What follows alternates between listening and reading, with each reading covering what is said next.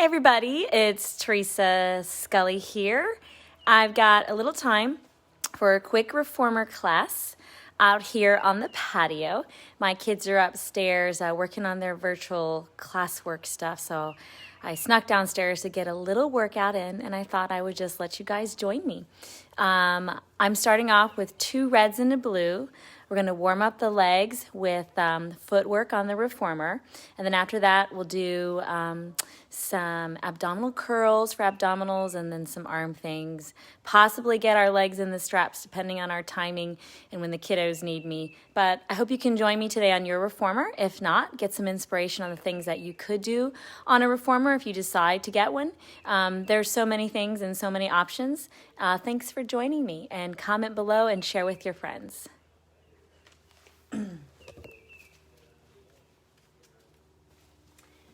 Okay, so I'm down on my reformer, 2 reds and a blue. And for those that don't have a reformer, 2 reds and a blue actually means the springs and the color of the springs. So there's usually 3 reds, a blue, and a yellow. We're going to start off with 2 reds and a blue, which is a good kind of medium resistance to get us started. So the first thing we're going to do is footwork. We're going to make sure we always watch our body mechanics when we lie down on the reformer. So we come down to the end, squeeze our belly in, be as tall and long as you can, guide yourself down with your arms, and slowly lower down. Roll onto your side. Okay. It's a little chilly out here, so I do have my Pilates socks on. I like the closed-toed ones. They keep my toes nice and comfy, but I can still move my toes in the socks. And I have stickies at the bottom of them. So I'm going to place my heels on the bar, toes pointing to the sky, knees pointing to the ceiling. We're going to begin with just some little pelvic tilts here. Exhale with the back imprinting. Inhale with the tail pointing down. Now, as we take this back imprint here, I really want you to draw the belly in and knit your ribs inward as if they're lacing together, like the shoes, like laces on a shoes. And we inhale, we drop the tail down, and we exhale, imprint the spine back. Good. Inhaling down and exhaling, imprinting. All right, we're going to find the neutral pelvis here, which means that there is a small space between the low back and the mat. Okay? That small space, I can slide my fingertips under. I can imagine a blueberry under my low back and the mat, possibly a grape, and I don't want to smash that grape every time I push that carriage out. So important to really find the core with the leg work on the foot bar, which we call footwork because we change our foot positioning, is to make sure we're staying neutral. There is a tendency to flatten every time we do type of a squat on a machine, but we really want to make sure we're not doing that. We're moving in neutral because that's what makes us function properly during the day. We move our spines in neutral. All right, enough talking. Press the heels into the center of the bar and push the carriage out. Reposition if you need to. And then close the carriage. That's an inhale. And an exhale when you press out. Now as you start kind of finding your center, feeling those belly muscles engage, start thinking about the legs. How much weight are we placing in each leg?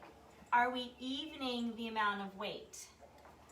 Is one side pressing harder than the other? I like to think of it as the bully leg. Is there a leg that's being the bully and doing all the work and trying to take over the situation?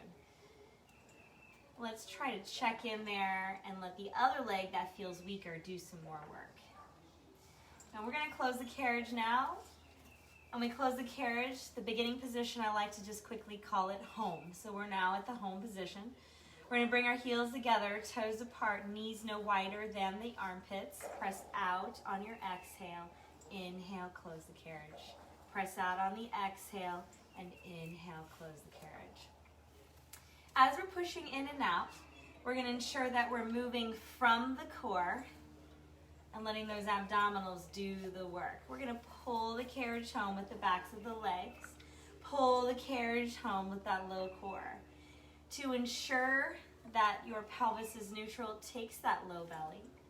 So make sure we're staying neutral and we're grounding the tailbone a split second before we bring that carriage home. Close the carriage. We're going to drop the feet down now to balls of the feet, all 5 toes on the bar, heels connected, press out. We're in a Pilates V foot positioning. Okay, so our feet form the letter V as the heels connect and the toes are apart. When we press out to full version, we're going to have a turned out knee. We're going to squeeze those abdominals in and squeeze those inner thighs in. And imagine that those abdominals are pulling in tight as if you're zipping up a tight pair of pants. Draw the belly in, exhale. Inhale, tap the bumper, and draw the belly in, exhale.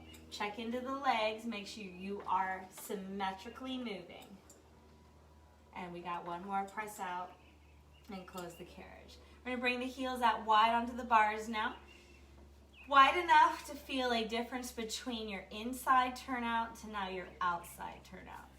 Okay, you are pushing on the center of your heels here, and then out and press. Now I want you to feel that you're spinning those femur bones outward in their sockets, and we're trying to resist this urge to slide those heels in, which will give us this activation, that upper inner thigh, which is where our pelvic floor is. So we want to ensure that we are engaging that pelvic floor. Out press, in pull, and out press. That's an exhale on that out press.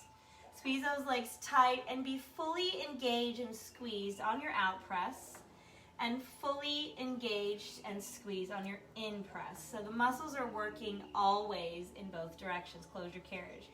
Bring your foot now into the ball of the foot. We're going to do just your right leg, and your left leg is going to reach over the bar. We're going to have a relaxed foot position. Not so much relaxed, I should say. A neutral foot position. So we're not lifting, we're not dropping really low, we're just finding a flat foot. And then we press out and in. There is Sandy. Say hello, Sandy. I was wondering how long she was going to last out there in the yard. So, as we push out and in, we're going to feel both pelvises are nice and grounded. And we're going to try really hard not to lean to one side, and try to feel the center of that tailbone grounded. For a little more vigor, you can add the leg kick towards the sky. Now we're going towards the sky, so if your hamstrings are tight, you might even just straighten more to an angle than towards the sky. Because if we're there towards the sky and your back flattens, you're losing the primary purpose of Pilates, which is moving in a stable, grounded pelvis. What do you think about that, Sandy? And then straighten out those legs, stay out there. I'm going to flex both ankles and point. And flex and point. This flying leg, I hope you're feeling length in the back of that leg. That's what we're hoping for. We're stretching those hamstrings out. Now, reach up high into your heels and circle that straight leg towards the ceiling, out, around, and up. And the circle is going to be at a place where we can feel grounded. We're not letting that pelvis roll to the left. We're feeling this side fully down. Come to the center, inhale, and reverse your direction. Now, as you start following me through my mat classes and my reformer classes, you're going to notice similarities. This is also an exercise that we use in mat class, single leg circles. It becomes more vigorous when we're on the reformer. So, if you are joining me and you're watching, press and reach that leg home. Movements that look familiar on that, go ahead and jump in and you can do it too. Alright, so we're going to take that left foot on the bar now, stretch the right leg over the bar, firm into the hands, and press out. When we press out, this flying leg goes to 90, and he presses out and over the bar. Now again, I mentioned we are active in all directions. We've got coordination happening here now. So we want the left pressing leg to coordinate an action where we're actively pulling home and actively pressing out. Then our flying leg, our right leg, is actively pulling in, resisting at the back of the leg here, and the top of the leg stretching and lengthening over the top of the bar. So everything is working to the point that our mind has to intelligently think what we're doing, Start stretching the leg to the sky now. So we are active participants in our movement.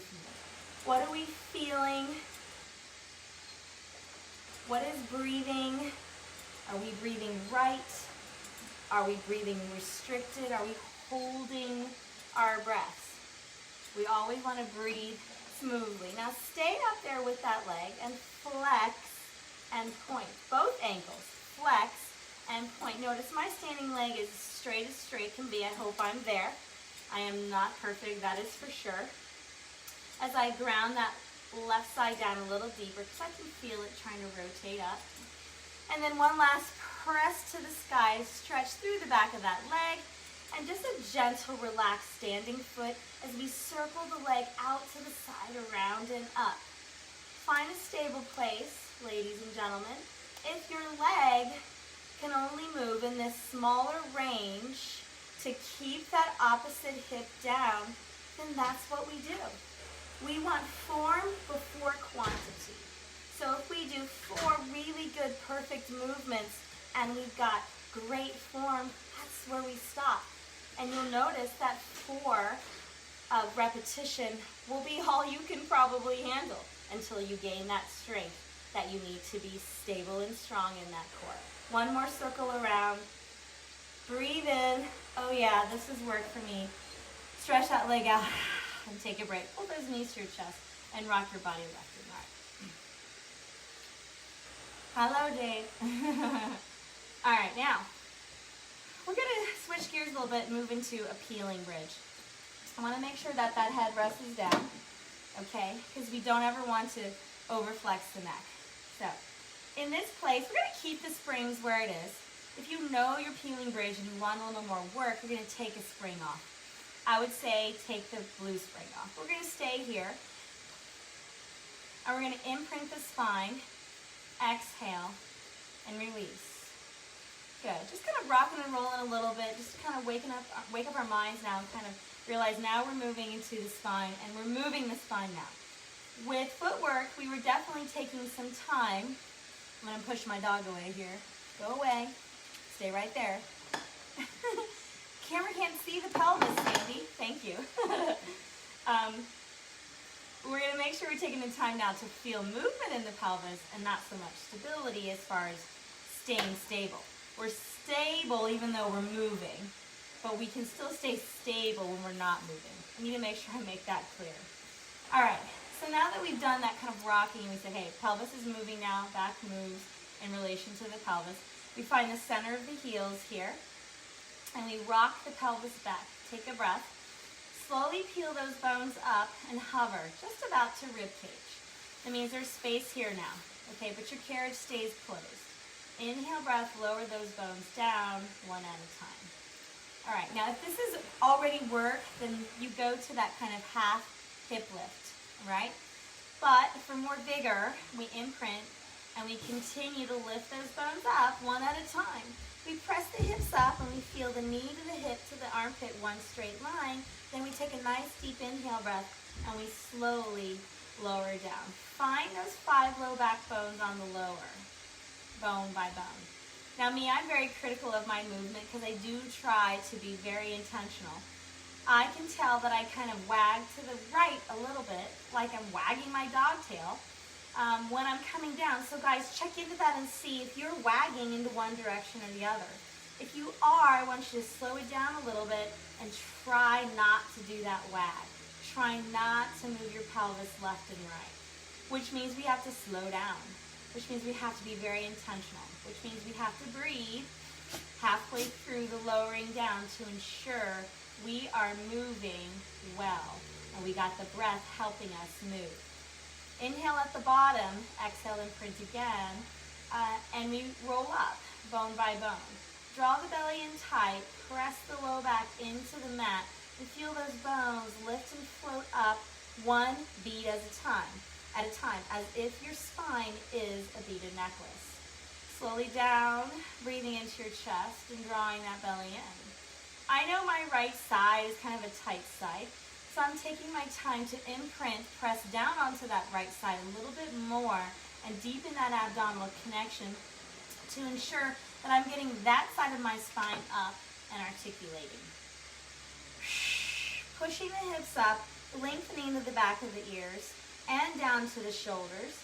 I'm lowering down, bone by bone. We got one more bridge here, inhaling, exhaling, and we're gonna add to it if you choose. If you don't, you just stay up with your hips elevated. The addition is stretching out with the knees and pulling in. Tap your bumper. Inhale, exhale, tap your bumper. Inhale and exhale, tap your bumper. If you're with me and you're moving here, comment on how this feels. And if you're not, I can tell you how it feels. It's burning these hamstrings tremendously. And one more. Pull home, slowly lower down. That's good work. That is good work. Rock that body left and right, flatten your back out. Now, to get up, if you're with me and even if you're not with me on a reformer, this is a roll up, which I know you know if you've done a couple of my mat classes. We draw the chin in and we roll up here. Squeeze the stomach in and roll up, roll up, roll up, bone by bone. Reach forward and stretch. So I like to throw in mat stuff during reformer because a lot of times we use the reformer to help us through movements, and that we have to do a lot of the work on our own moving against gravity. So a combination of both is a very powerful workout. You can hear me kind of increase my breathing here. And scoop up. All right, now that we're here, we're going to take the time to change our springs. On your reformer, it is a red and a blue. If you know your arms are just kind of notoriously weak, then take it down to red and a yellow, okay? We're going to do supine arms and straps. So what does that mean? That's on your back. Supine is laying down on your back. So we're going to be very intentional with everything, so we're going to roll down. Find your best position for your legs, depending on your length. If your legs are a little long, just kind of find a place where they can kind of be in a comfortable position, not squished up high, basically. I'm going to place my heels here and let my toes dangle off. I'm going to roll down, because I want every movement to be intentional and every movement to be an exercise. Slowly down, tucking my chin, watching my neck. I'm going to reach up here and I'm going to grab these loops or straps. And these straps are going to change the resistance and place it into my hands. Okay? So I'm going to press a little bit with the legs, transfer the weight to the arms, and then lengthen one leg up at a time. And we're going to press through the straps and keep those arms down and out of our ears. Down and up. And down and up. Now, I want my back to be flat, by the way. I want my head to be grounded on the headrest. I want my abdominals to be engaged the entire time. The more you press your back into the mat from your core, the deeper the work at the belly. Now, we're going to stretch those arms out. We're going to lengthen through the back of the neck and lift up and slowly down. Breathe in. Inhale breath, exhale, lift up and slowly down. Control your lowering. We want to make sure that we are articulating into those backbones, one at a time, finding control there. If we let the spine just kind of flop down to the mat, we're not going to invoke the core. And rest. That's really nice work. I enjoy that one a lot. That's why I'm taking a little break. And we're going to go on for the next movement. All right, so we took some time to do some abdominal curls. Now we're going to move into some triceps work. Bring those arms down, press into the springs, so now we can engage the spring with our hands. One leg up at a time, squeeze those knees together, 90 degrees. We're going to press down, just with the back of the arm, which means that we are using the triceps, okay? Fingertips point to the sky as elbows squeeze in. Inhaling, closing the carriage towards the home. We're not fully closing, towards the beginning, and then pressing out. Feeling that right low back pressing and imprinting down. Feeling the left low back pressing and imprinting down. Feeling symmetry. Pause with the fingertips to the sky. Turn the fingertips out like you're going to 45 degrees, and we're pushing down. Inhale, down. Take your exhale with your effort. Knit your ribs down into your back to find those upper ribs. Check into that pelvic floor. Squeeze your seat. Inhaling and exhaling. Let's try 2 more. 1, 2. All right, take a break. I like reformer work with arms on back because for many that have back struggles, it allows your back to be supported. It allows you to find the core as the weight of the body is on the mat, and you can feel that proprioception on your back body. Proprioception is body awareness. And then we can move and strengthen the arms without having to use the trunk and stressing the back out. It actually oftentimes is a lot more work than standing and lifting weights to stabilize the spine in this position. All right, arms go straight up to the sky. You want to make sure your shoulders are not squished up into the shoulder rest. So you really want to slide them down, okay?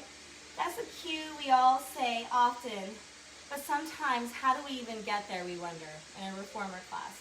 Well, we get there by feeling those shoulder blades tucked down into our back pockets and feeling them anchor there. They really cannot pop up into the shoulder rest. As we transfer the weight over to the hands, we're going to notice that once we go to about perpendicular to the ceiling, already we're going to want to shrug.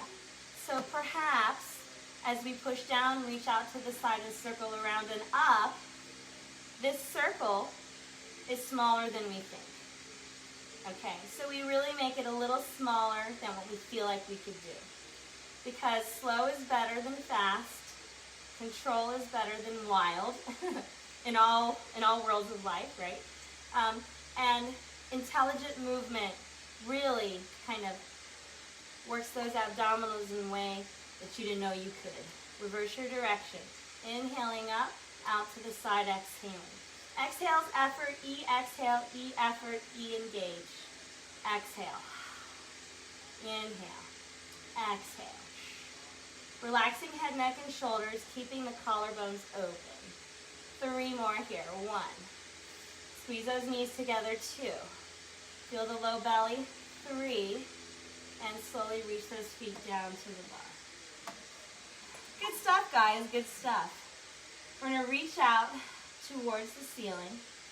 Firm the shoulder blades down the back. Feet come off of the bar. And we're going to take it to a roll up to get up. Now, if you know your back doesn't let you get there, roll to your side and push up. Otherwise, we're going to roll up. Breathe in. Exhale, chin to chest. Push the back down into the mat. Lift up, bone by bone.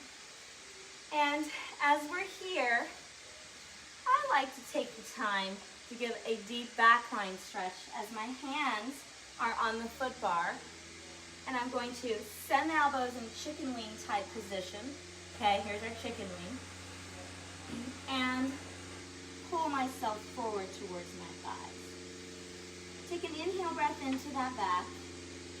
Point your toes to the sky. When we're in this forward fold position, any type of forward fold position, we see our thighs, we see our belly, we feel our breath in our backs. Take the time to steady the mind, to feel and see the core, the energy that's emanating from your center line, and the breath that is nourishing your lungs. Sit on your sits bones and stack up. Lovely. Now we're going to work into a front pulling straps. If you have a box, put it long ways on your reformer and sit right on top of it. I'm going to be here in a crisscross applesauce position or a Taylor sit, okay? If you feel like you need a little support, you can slide back and have your pelvis kind of anchored between the shoulder rests like this. The more you are in the center and more towards the center, you don't really want to be directly in the center, but the more you are away from the shoulder rest, the more work it's going to take for you to stabilize your spine. There's more ability to wiggle. So we want to make sure that we're finding the perfect place for you. Okay, we're going to reach down and we're going to change the spring to one blue spring. If you know you have strength and you already know this exercise, keep the red on, take the blue off. Me, I'm going to take it to the blue because this is hard work. Reach back, grab your straps. Now we're going to stretch those arms down the back, sitting heavy on our sits bones. Make sure you're evenly weighted. So you want to be on the right just as much as the left, full, long, and lengthened in the spine. Stretch the fingertips to the floor and reach those arms forward. Proud collarbones, shoulder blades back, and collarbones chest wide. So sometimes you would think that when we do this exercise, we're pulling into here because we're working the chest. And that isn't really so, okay? The work is coming firstly from the upper back to glue those shoulder blades down into the spine. And then the chest is going to do a lot of the work as he is coming back here, controlling the arms, okay? So we're going to feel shoulder blades here, controlling the forward, and pec here, pectoralis muscles plural, controlling the down. So know that this is how we get strength in the chest without squishing in and losing good posture, okay? So we're going to do a few more here. Imagine that you are dragging your fingers along the floor. I can try to touch my fingers. I can here where I am on my low reformer. Be aware of your hands. Always be aware, depending on your arm length. Don't want you to hurt your fingers. All right, now we're going to come right forward again and move our hands into first position arms. The straps spin in your hands, and we're going to bring those arms into a circle, maybe an oval I should say, with elbows tipped up just a smidgen. We inhale as those arms open and exhale coming in. Now we do activate the pecs here, ladies and gentlemen, when we pull in, we wrap our arms around that imaginary tree. But we're not going to lose that upper back to shoulder blade connection. I want that upper back to feel like it is working hard, especially on the opening. When the arms come up in here, those upper back muscles are controlling so you don't collapse into the upper back. And then pulling it all together, we're feeling those sits bones track inward as we squeeze the pelvic floor up into the body cavity. Feel the low belly work. Activate pubic bone into sternum, navel to spine, straight back. Try not to lurch forward or back. Bend the elbows by your side. Exhale, pushing forward. Bend those elbows. Exhale, pushing forward. Good. I don't know if I said it enough. I'm going to say it again. We want the shoulder blades to be active. We're talking rhomboids. We're talking mid-trap. We're talking the serratus, keeping the spine nice and long as shoulder blades connect to it.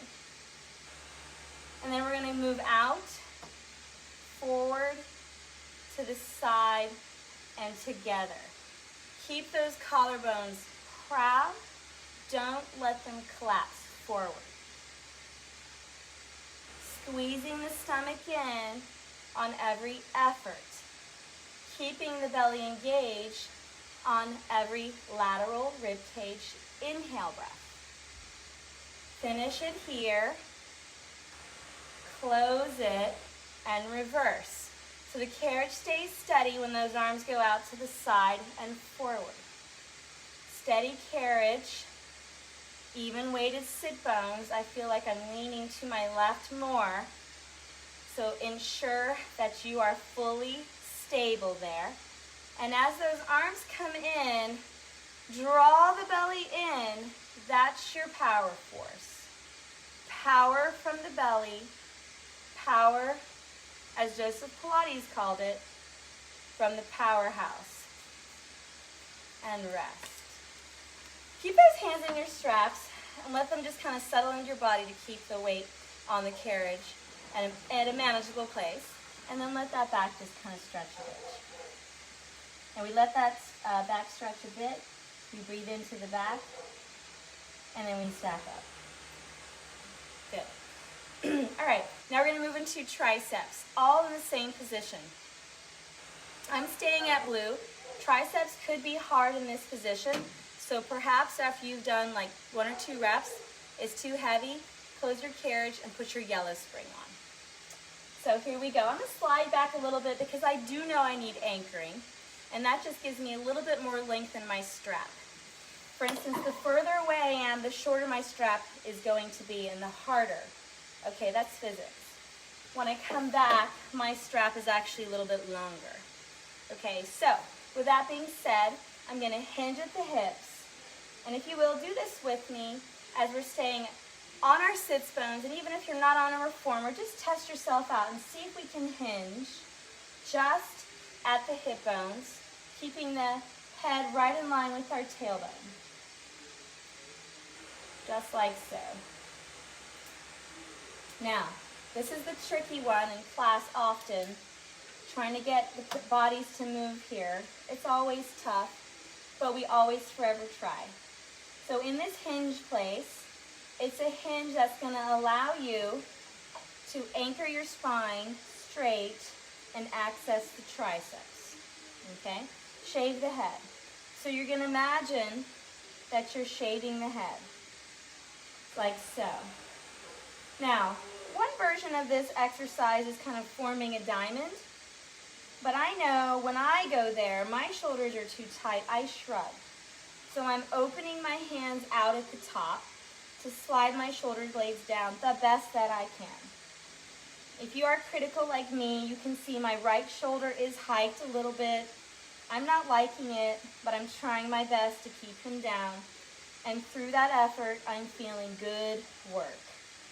Inhaling, bending, and exhaling, pressing. I think realizing the things that we instructors go through as well is important for you guys as you're learning how to move. I'm using my right arm a lot, so I'm transferring more weight to my left. He is notoriously my weaker side. He's an old dislocated elbow. One more, guys. Exhale. We're going to finish exercises with positivity. And if it's an exercise that's just that much of a challenge for us, we're going to thank ourselves that we did that exercise, and we're going to move on. Don't dwell on it if that was a rough one for you, and move on for the next one. Here we go. We're going to move into legs and straps next, okay? So to move into legs and straps, we do want to change our spring to a red and a blue. When you're changing your springs, always watch your body mechanics and ensure that you're not twisting and, putting yourself in a bad place where things might kind of let go and strain, okay? We always want to move safely. So with that being said, I'm going to turn and face my springs this way to make sure my spine is as straightforward as I can be, rather than changing them this way, okay? So here I go. I'm putting my red spring on. All right, now, again, watching good body mechanics, but checking your area out so you're letting things be accessible. I'm going to place my straps, my loops, right next to me so I can grab them. I don't have pegs on my reformer, so I'm not going to put them here because when I get down, my shoulders are kind of in the way, and I have to arch my arm and my back a little bit to get this guy. So I'm going to place him right here under-ish my reformer so I can grab him. Okay, I'm going to slide on down. And I'm going to let my left butt kind of hover a little bit. If you're my mirror, it's your right side. so that I know that I have enough room to lie down properly on my reformer. So I'm going to draw my belly in. I'm going to slowly lower myself down and catch myself with the top of my arm and this elbow. Staying as straight as I can in my spine, I roll onto my back. Okay? I'm going to reach back. I'm going to grab my straps, press both legs out. That is so adorable. I wonder if you guys can see my cat and my dog touching noses. So adorable. So we're going to have weight on my left leg, and we're going to bend that left leg just enough to get this foot in the strap. Both hands, by the way, have the straps. And then we're going to press into that leg and put it in the other strap. My cat's lucky that I'm videoing right now because she's not supposed to be out. So she just got out, I think, because I care about you guys and you guys being live with me. So anyways, here we go, guys. We're going to press through those straps, feel those legs nice and long and lengthen. Squeeze those knees and ankle bones together as we bend the hips and knees as if we're moving from a sitting position to a standing position. Find your neutral, guys. You want to make sure that that tail is grounded. We're going to draw the navel to the spine on the out press. And we're going to use the backs of the legs to control. Pressing out, lengthening through those legs. Again, this is kind of my thing. I like to use my right leg more. I have an old left leg injury. So I've got to really think about that right now and make sure my left leg is working too. And I'm not just using my right leg. And inhale with a soft bend at the hips and the knees, dissociating the thigh bone and the pelvis. So you want the pelvis to stay where it is. If you can see my fingers here as I flex my thigh and move the femur in the socket. Now we're going to reach back out to the 45-degree position. This 45-degree position is that position that's going to allow us to have access to the movements in a way that makes it less stressful on the back. Anytime we're trying to access movements and change movements, and our legs are really high to the sky or really down towards the springs, that's tough on the back. So 45 degrees is where we pause to get the next movement that we're going to do. Turn out now, heels together, toes apart, bend the hips and the knees, we're moving into a frog, okay? So when we bend the hips and the knees, we want to try to align the heels in line with the backs of the knees. So we're as close to that tibia being parallel to the floor that we can, okay? Inhaling here and exhaling, pressing out. Every time we press those springs out, guys, I want you to draw your belly in. I want you to press a little harder into your weak side because you know it. Press out. You know that it's there, so go ahead and think about him. And then we're going to move into the leaping frog. So we bend the hips and the knees into the frog. We leap those legs out to the side. Push to the outside edges of the legs. Sweep the legs back to that 45 and then back to the frog. Keep the carriage quiet. Stretch those legs out. Circle around. Touch the heels. And again, pull it into that frog. Inhale. Exhale. Inhale. Exhale. In.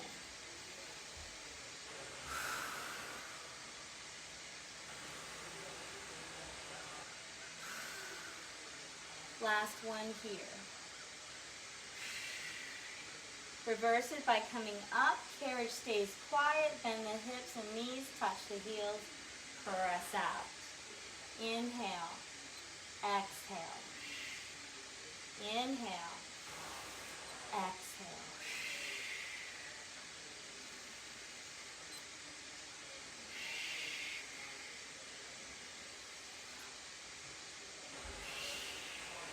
Here's our last one.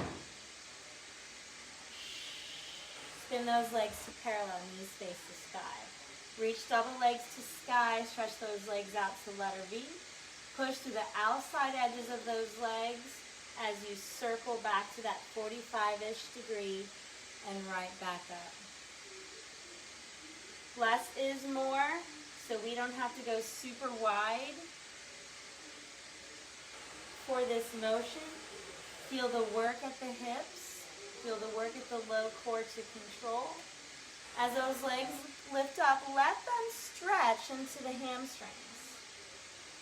Press out. Inhale, find that hamstring stretch and out. Inhale up and out, around and up. 2 more here, friends. And last one. Finish the circle and reverse it. Squeeze the belly in. I'm slowing my inward pull here. This is what I mean right here. I'm slowing it down because I'm seeing that my right leg is getting there before my left leg. So we are intelligent movers when we do Pilates.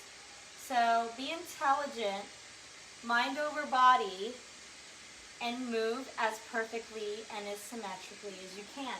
Now that I've done that, I can see my right leg shaking now, because he needs to work more controlled when I have to slow him down to come in. And that's the work that I miss, is that slow controlled work coming in, the work that my right leg needs. I wonder if you can see my foot vibrate here. That right leg is working.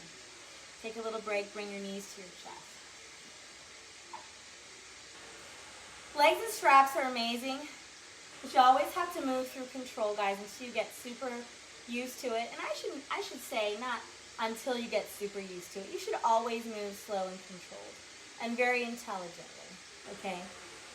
Go super slow in the beginning, and when you find your control place, then move at a nice vigor that gives you the workout you need, but also still gives you the control you need. Stretch those legs out. We're going to keep the tail grounded as we reach those legs up to the sky and back down. I'll say that again slower. We're going to ground the tailbone and reach the legs to the sky. Breathe into the back of the legs and press down. Turn off these quads. Don't let them be the muscles that lift your legs up. Let the hamstrings, the backs of the legs, control your leg lift. This is where when the muscle we're trying to stretch, in this case it's our hamstrings, when they control through the length, they gain strength through the length, and they actually maintain the length and stay flexible. Okay? So when you hold a stretch for 30 seconds to 60 seconds, yeah, you know, you're going to get a stretch and you'll have the length for an hour or two afterwards. But quite often you lose the length and you get tight again. It is a good way to stretch, absolutely yes, but if you want stretching that sticks, an isometric hold through the length and an active concentric contraction on the down with that same muscle will teach that muscle how to be strong in that range. Oftentimes our flexibility is because we have weakness. Not necessarily because the muscle doesn't stretch to a certain point, but because the muscle isn't strong enough to stay at that certain point. There's a little tidbit of information for you. All right, that was a lot of stretching. Let's let the back flatten now, and if you are in your straps, pull just a little, and if you're not on a reformer, stretch with me. If you're watching and you're sitting, get down on the floor, reach your legs to the sky and stretch. Hamstrings, 80% of low back pain. Hamstrings are responsible for that. Your back is going to do so much better if those hamstrings are stretched. Bend those knees and come out of the strap. We're going to reach up, slow control, keep the weight on this left leg. Reach that right leg towards the bar. Place your strap near the reformer so you don't trip when you get up. Weight is on this right leg now. Now you can remove this strap easy peasy. Put that leg down again. That strap is near the reformer so you don't trip. And close your carriage. We're going to get up with strength. So place those feet on the platform. Bring your chin to your chest. Peel those bones up. And if your core is kind of done with it, use your hands to scoop up and stack. bone by bone, sitting on your sits bones. To finish it, we're going to do a quick side stretch. Wherever you might be, if you're on a high reformer, your legs can still straighten out like so. And if you're not like me, your legs straighten out, they're closer to the ground. Still a good place to position yourself. Sit on your sits bones, stretch your arms out to the side, and take a side stretch. Stack up, squeeze, take a side stretch to the other way. Hopefully, I'm demonstrating what I'm telling you, which means I want that opposite hip to stay down. So as I'm going to the right, your left, I want my left, your right grounded. And as I'm going to my left, I want my right grounded. I will tell you, that is my harder side. So I'm trying really hard to keep that side grounded as I breathe in, squeeze my stomach in, and deepen that stretch, and scoop, and stack, and finish. Well, I thank you for joining me today. I sure hope that you got some information about how to move on the reformer if and when classes start back up again. Not if, when, I should say. But perhaps you want to get a reformer and you want to enhance your Pilates workouts by doing some reformer sessions at home and perfecting your movement in a slow, controlled environment. Please text me and email me or message me here. I see Monica asked me, will this be available for a while? Absolutely, yes. Right now, I'm just doing some trial runs of Facebook Live type sessions so I can kind of see what kinds of kinks we need to work out, and also really kind of figuring out what works in my virtual school reality schedule right now. But if I have a Facebook Live class set for a certain time, you absolutely don't have to be there exactly at that time. The video will be on the Facebook page and will be accessible for as many times you want to watch it, rewatch it, and then you watch it so much that you can, recite all my words in your head with your eyes closed. So I really thank you guys so much for joining. I really hope you're doing fine at home, that you're spending quality family time, that you're breathing in happiness, releasing anxiety, enjoying the beautiful weather that we have, and knowing that we all are in this together through this pandemic, and we will get through this together. And the best remedy for immunity is movement, breath, and strength. So do as much as you can, as often as you can, and until we meet again, have a wonderful day. God bless.